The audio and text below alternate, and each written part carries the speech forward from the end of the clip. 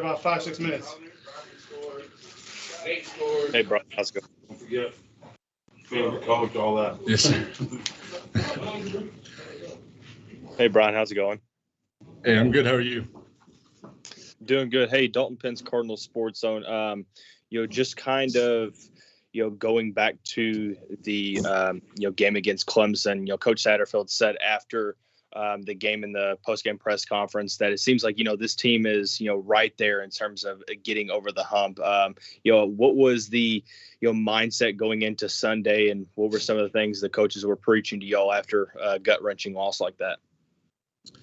Yeah, a loss like that's definitely tough. The feeling around the locker room and what the coaches were saying, it was everybody knew we just had to finish better, and we've known we had to do that all season, and we just haven't been able to get over that hump yet. And we know we're so close, but what we were talking about Sunday was, each individual player and coach and everybody on staff just needs to find that extra little thing that can get us over the hump and make us better to where we can finish and get those wins like we know we can. So, and then a quick follow-up to that, when Malik goes down in the third quarter of that, and you have a guy like Evan Conley come in, Caleb mentioned after the game that there was a little bit of it was a little bit nerve-wracking to lose Malik. Obviously, you hold your breath for him, but do you change your approach on the offensive line when you have a less mobile quarterback like Evan coming in? I wouldn't say so. It's definitely, Malik's just different. Everybody knows that. He's one of, if not the most mobile quarterback, fastest quarterback in the country. So when he goes down and Evan has to come in, we trust him completely. We know he's come in, stepped up for us in games before. So, what we were all saying when Malik went down and Evan came in was, it was just on us. We got to protect him, give him time, and let him make the right decisions and throws that he needs to make.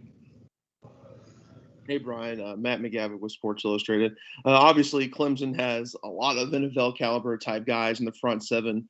And having faced a team like that and then going up against a Syracuse team who maybe doesn't have quite NFL caliber talent, but has a lot of guys who have been really productive in getting in the backfield.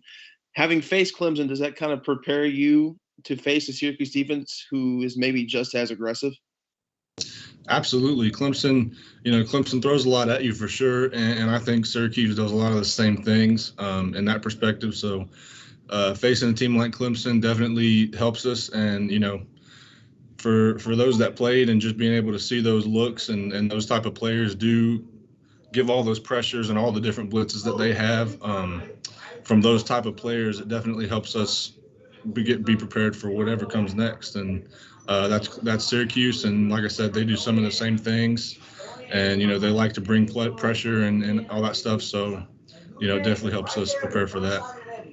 Hey, Brian, Cameron with the Courier Journal. Sorry if you were asked this, I was a little late, but I know obviously you started at center on Saturday. Just what was I know you play all over the line, but the start at center, what was that like for the whole game against Clemson?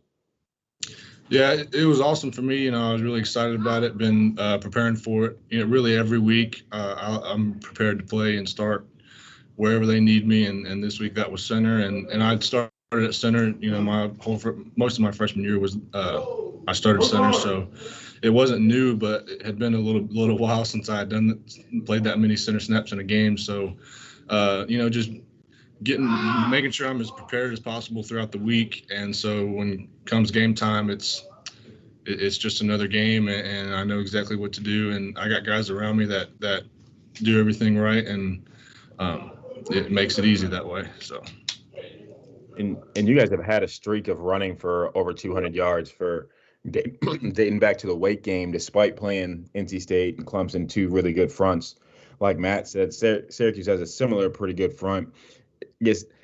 What do you think has been the key for you guys in being able to move the ball on the ground consistently? Yeah, I think all five guys that are on the field, just every snap, communicating, being on the same page, all of us being prepared and knowing what to expect for every front, every snap, for every play. I think that's been huge for us, and we've been able to be consistent with that, and it's shown on the field. So we just got to keep that up. Good. Good deal. Thank you.